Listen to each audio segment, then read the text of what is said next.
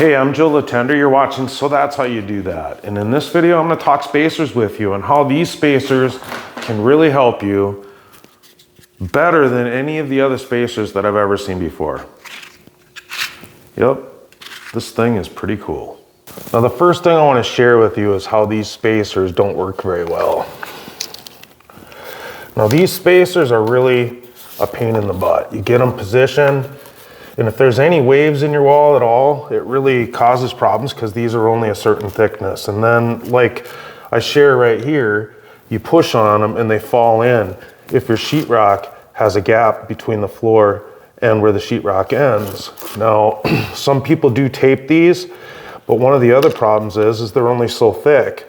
So if you have any adjustment, any waves in the wall, if you have a crooked cut, then you have to start trying to figure out how you're going to shim these together to grow more of a spacer then.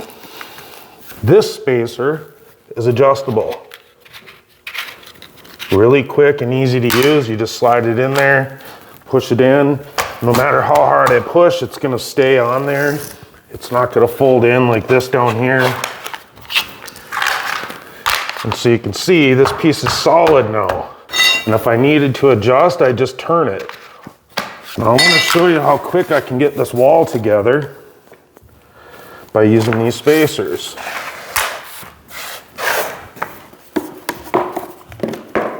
Now, one of the things that's the hardest about vinyl plank, especially for somebody who's new to it, is getting the first few rows started. Because the problem is the vinyl plank always wants to move and come apart and gap, and it just never gets positioned perfectly. And with vinyl plank, you need to get this together perfectly so that you don't have any gaps. I want to share with you how solid these are. So here's a joint I have together right there. I'm kicking it, and it's still nice and tight and straight. All the way down. You can see, joint is still together. You can see how it left a nice expansion joint. Now, like I was saying, if you just twist this, you can see how that moved out and back in. Well, starting the next row of vinyl plank is where the problem is going to come out, where you're going to know if how this is working for you or not. So you can see this joint is nice and tight together. I have it nice and even right here. And I could always adjust this back and forth if I needed to. Well, let's see how easy I can get this together without all of this moving.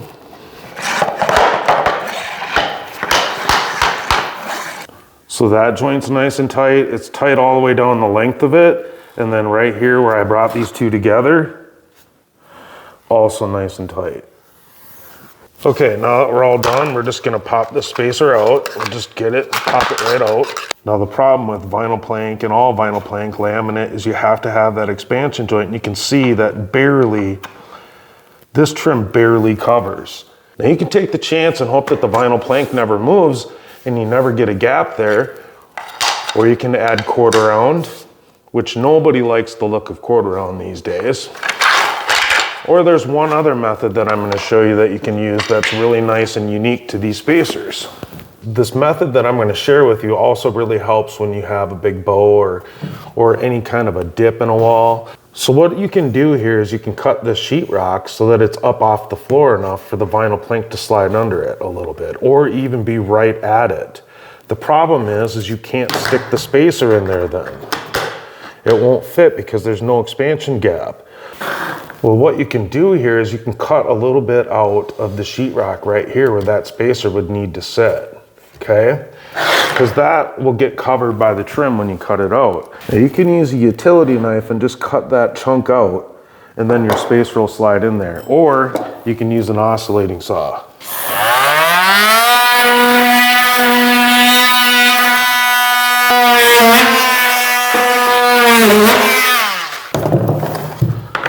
Now, like I told you, you don't have to worry about cutting that hole in there because this is going to get covered up with your piece of trim, right? So it's not going to matter.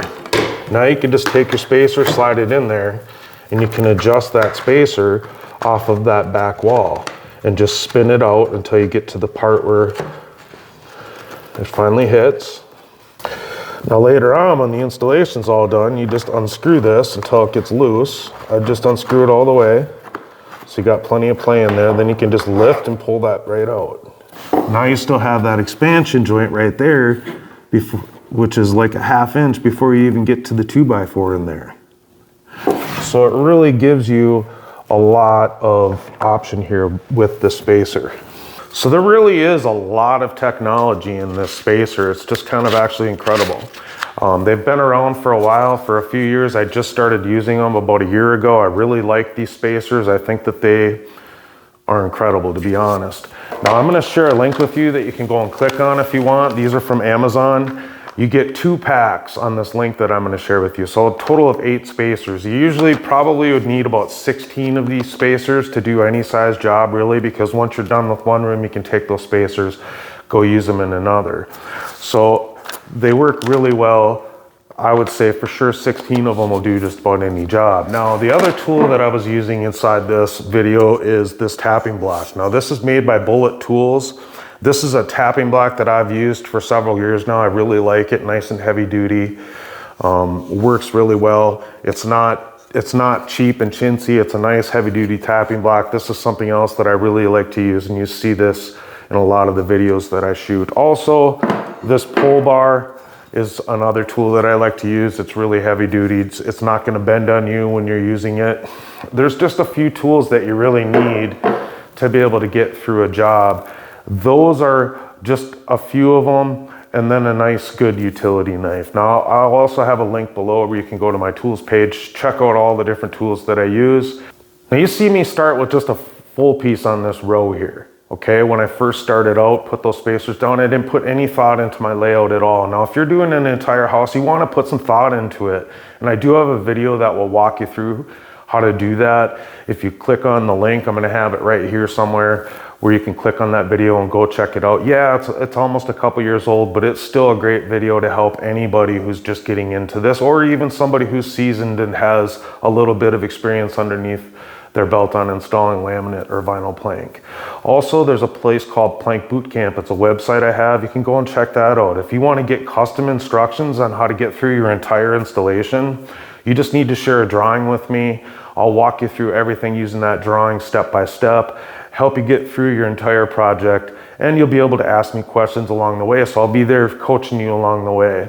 So go check that out. Plank Boot Camp is what it's called. I'll put a link below for that too. And hopefully I'll see you inside to be able to help you through that project. There's no reason to be afraid to take on a vinyl plank installation.